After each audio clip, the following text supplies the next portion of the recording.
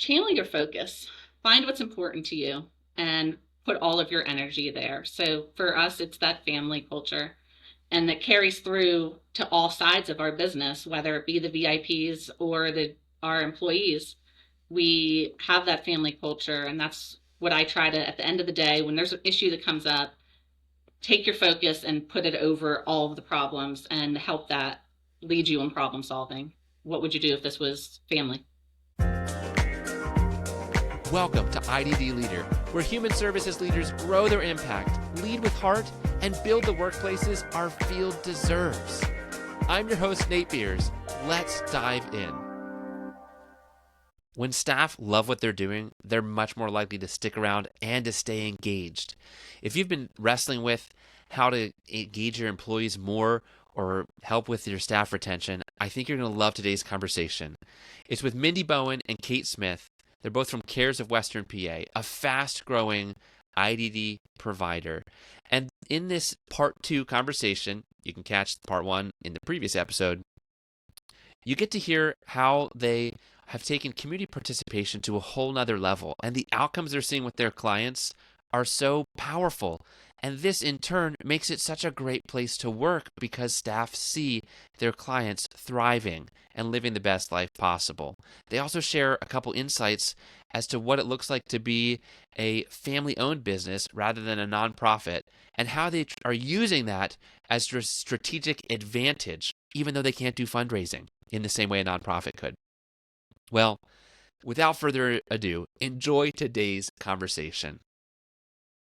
A lot of providers spend time in the community, but from what I understand about CARES, you guys kind of take that a lot further than a lot of other providers, with a lot of creative, engaging, meaningful experiences for the individuals. I know a little bit about this, maybe not from as an observer, being local to you guys, where you guys, it's not just going on an outing, but there's also these volunteer opportunities, different things. But can you maybe share a story of kind of that captures maybe the heartbeat of what you guys are doing with the way you've even structured things to begin with? There's so many stories. I mean, we're doing it every day. We're up over 200 VIPs now. And last year, to toot our VIPs' horns, they volunteered over 25,000 hours. So they are Wow. giving back meaningfully to their local communities. They're making connections. They're going to these volunteer places and meeting the people in their communities where they live and giving back. And to see them so proud of the work that they do, and we recognize them. We have a VIP appreciation picnic it used to be every summer. Now we moved it to fall for temperature reasons. We had a really, really hot year one year, and it's like, nope, this isn't going to work. Never again. We do a huge barbecue, we give them awards, and really celebrate all that they do in using their abilities to give back and make a difference in their local communities.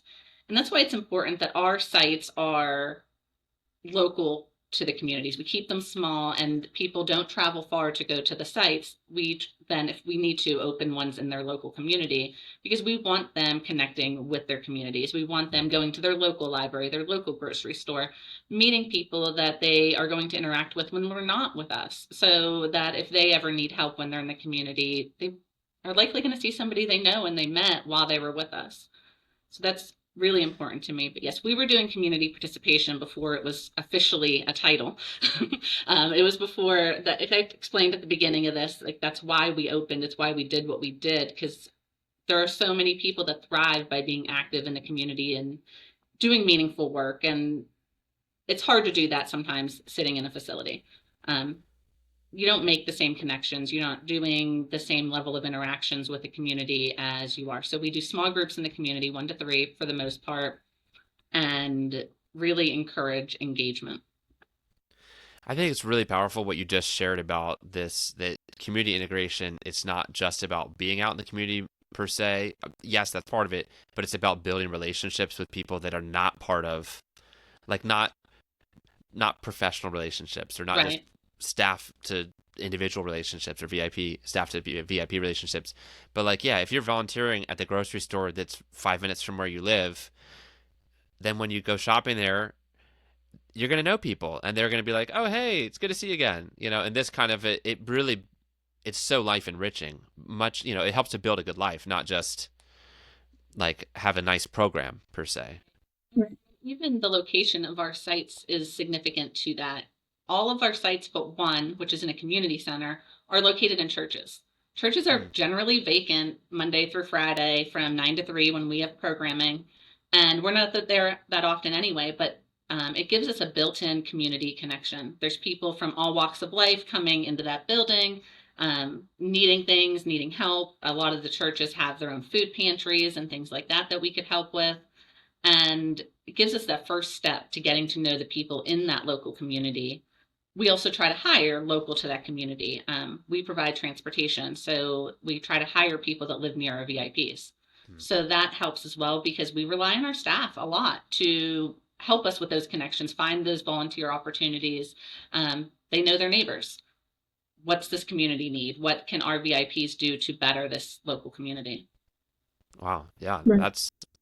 That's great. Kate, you're going to say something, it Yeah, sounds like. yeah, absolutely. I mean, there we're looking at, we're there sometimes we're getting folks right out of high school that are working on job readiness skills, working on, all the skills that they need that to get them a job. I mean, it's employment first state. So everybody's going through VR and starting those processes.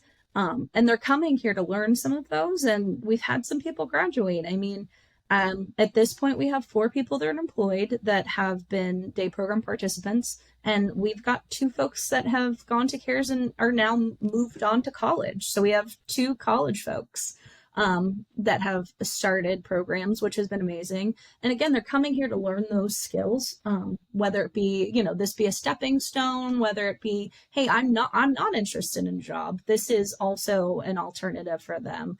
They're still working on those skills that they hopefully aren't losing from high school, learning new skills, being able to create those relationships in the community and with their peers. That's something that I know is very difficult for this population. So finding friends and families are connecting, it's creating so many connections. And like Mindy said, the community connection within the churches, having similar mission statements, and getting volunteer, like being able to volunteer, helping them serve a community that similar to ours.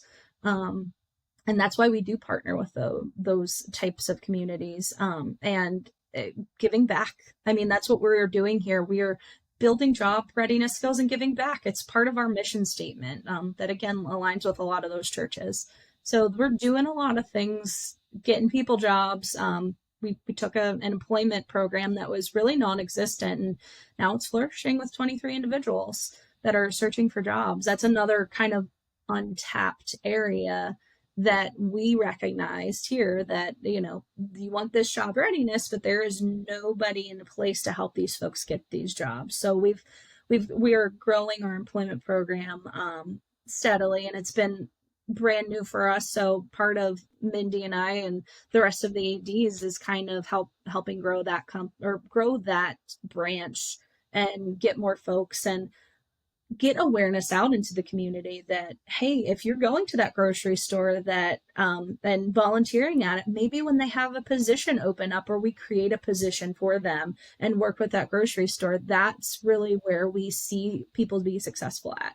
If you're gonna be a greeter, because you're a super friendly face and you're super kind and like to high five everybody on the way in. And that's, maybe we create that position at your local Giant Eagle for you. And we work with Giant Eagle to do that. So that's another part of CARES that we really haven't chatted much about. But again, due to those skills that we're teaching and those community connections, made sense to go that direction as well.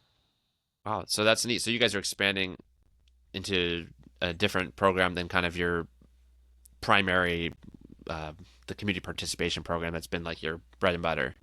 Yeah, That's absolutely. And those connections, and I'll say this, those connections have also created life sharing providers. So, providers out in the community that might be looking to, take care of somebody or bring somebody into their home, like Mindy said, similar to the foster care. Um, it, giving them another opportunity to do good and give back.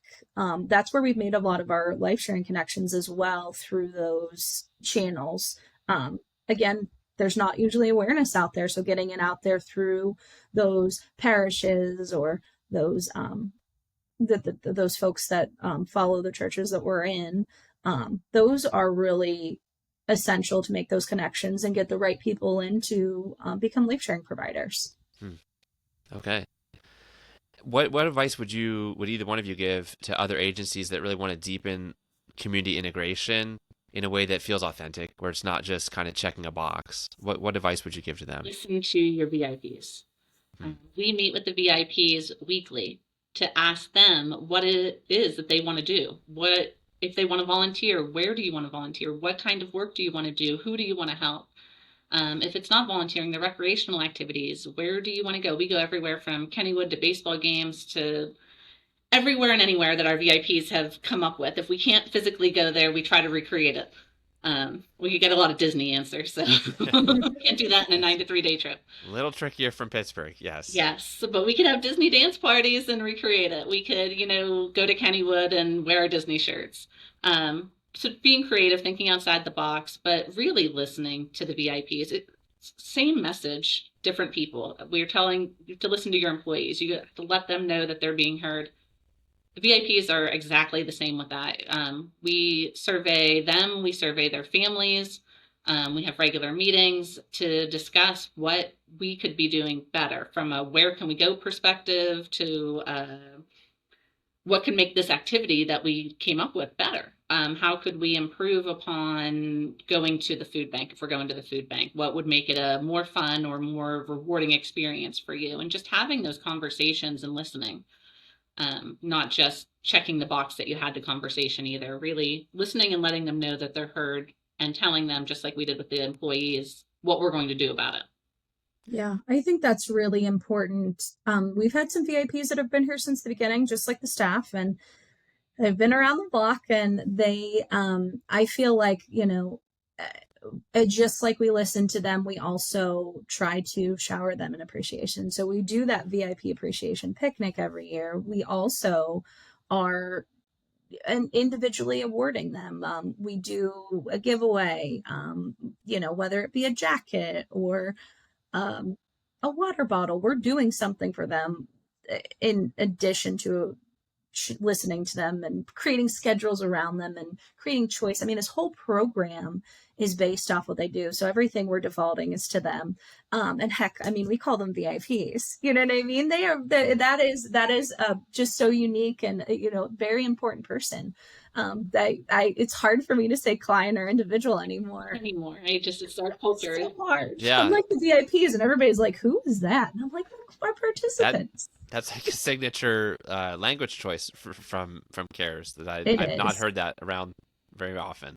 No, yeah, our VIPs are our VIPs. They're the most important people, and I feel like that is really, again, a part of the CARES way, like we've talked about, like taking care of our folks and having them choose and pick their schedule. And I mean, we've created schedule making classes that they learn the skill to make the schedule and ask everybody what they want to do, or, maybe they want to learn a skill and we'll have a photography class and we'll, teach them those things. There's so many things that one other thing I wanted to mention is like if they're going to help budget for the program for the year and try to help save money so that, hey, at the end of the year, they're going to use that money to go do something really fantastic in that activity budget. So maybe we take an entire region might go to Kennywood together. So you might have 90 people going to Kennywood and or going to a baseball game. That's what we're doing in my region this year. But I feel like those are the most memorable things that they've worked towards all year that they do that, hey, what are we doing this year? I think one of our other regions did a foam party, which fantastic idea. They did a foam party this year. So there's a lot of really cool things that I've never done that we would ever think to do that our VIPs come up with that they save money and work towards and pick to do. It's always based off what they want to do at the end of the day. Yeah, I think that's wonderful.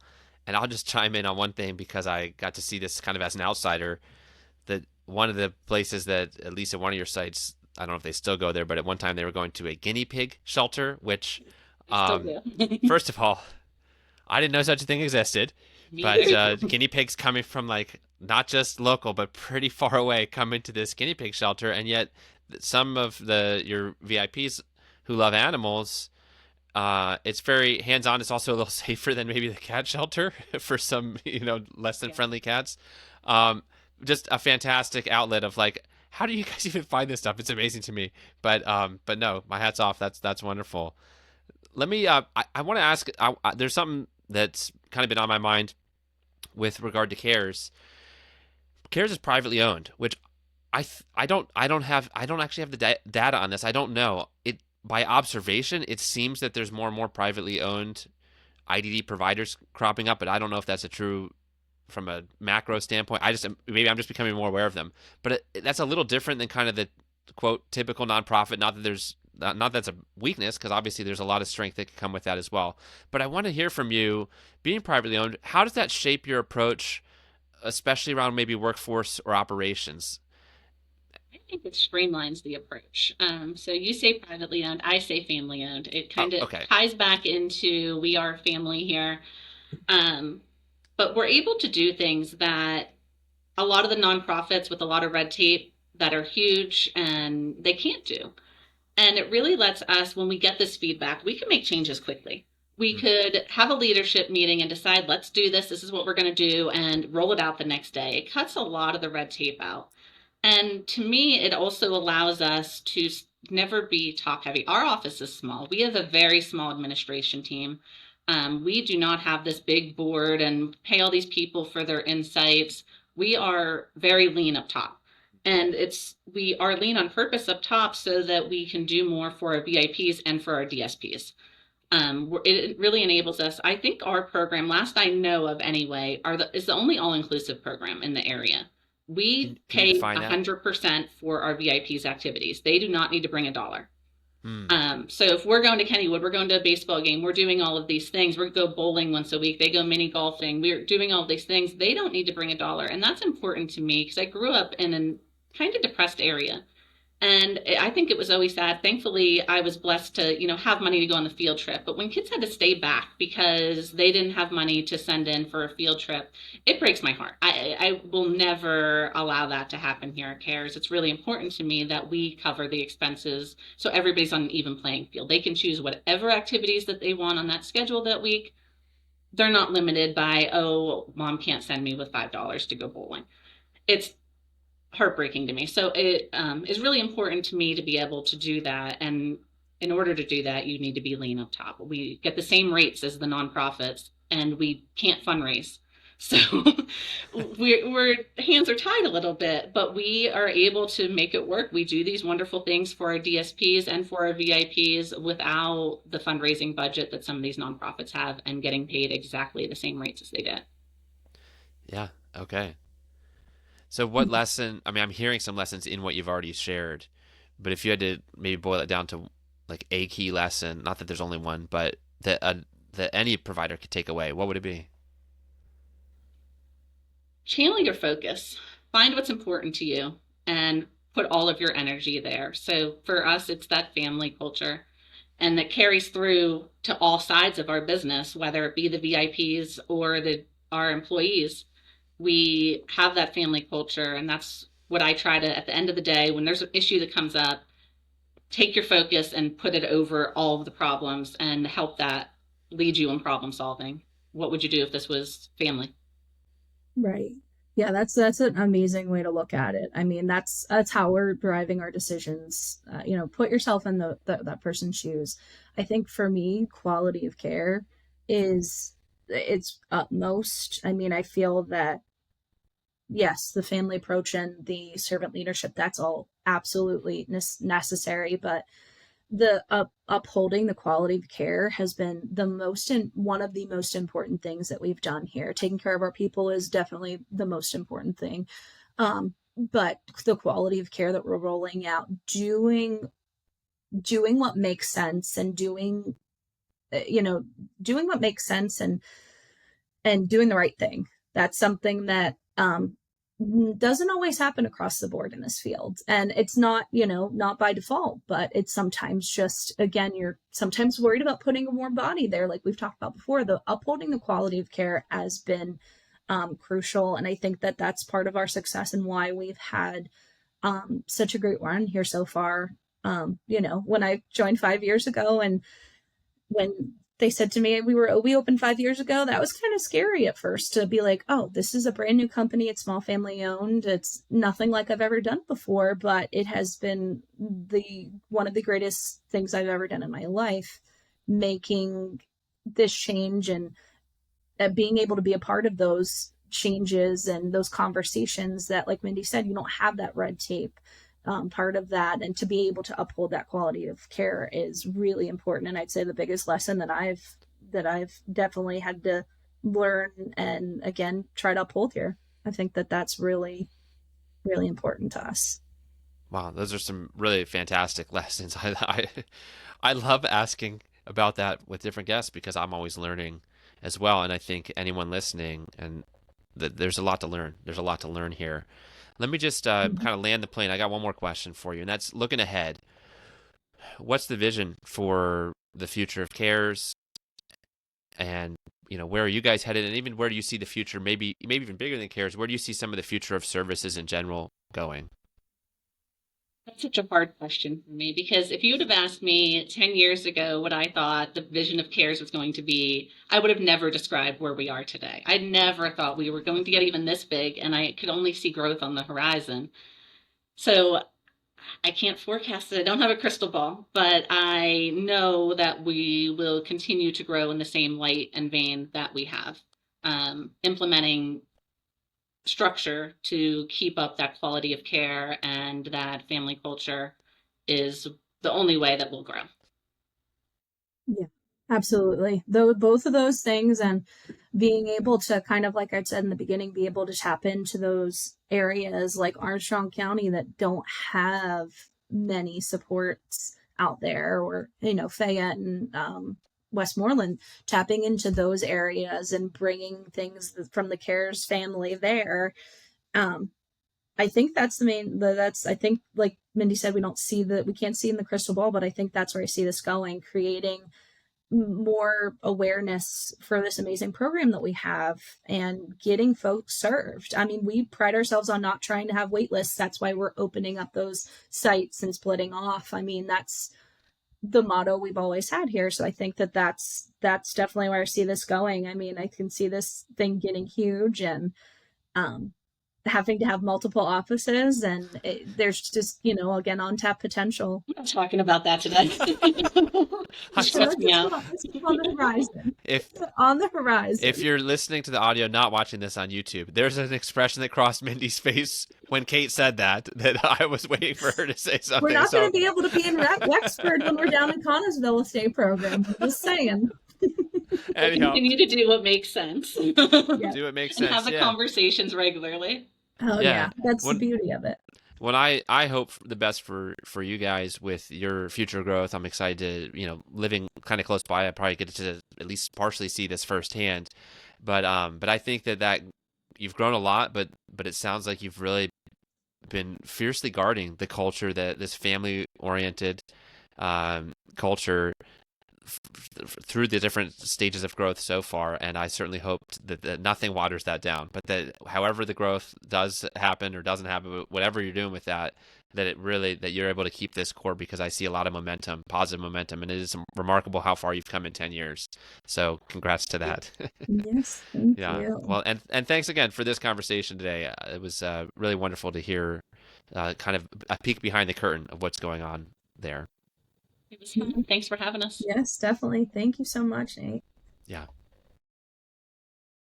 Wow. What great insights Mindy and Kate brought with what they shared today. I always try to leave you with some kind of action step or something you could do right away to implement from whatever we're learning as we are talking with these different leaders. Today's next step is this, and I hope it doesn't hurt too bad, but I want to challenge you to look at, is your organization lean? As in, do you have people in positions where they don't need to be. Things too top heavy within the organization. Now, it can be tempting in a good way, tempting, right? We want to develop our teams. We want to strengthen all the admin. We want all of our processes to be good. So in that sense, it's easy to kind of bulk out the admin side or the leadership side. But then the cost of that can end up hurting our frontline staff and can end up ultimately hurting the services we're trying to provide. So I want to challenge you to just take a minute and kind of assess, is there something that could be done to make things a bit more lean, a little bit more focused when it comes to your central operations or your leadership team? And then I want to encourage you to take the logical next step based on whatever you discover as you're thinking about it, or maybe you already know. And then this little blip is just to give you permission to act on what you already know that needs to be done. Those can be hard decisions, but they can be powerful. And especially as you're looking to the future, to structure things in a way where it's a value of the organization not to be too top heavy, because of what that can do then when you pass along the revenue more fully into the staff and into the individuals being served. Anyhow, also just want to encourage you, if you liked today's episode, if it was helpful to you, would you consider sending it to a friend or a colleague? Just text them a link. I always like it when my friends and colleagues share resources with me, and they probably would love it if you shared this with them. So consider doing that. And until next time, here's to you. Keep up the amazing work.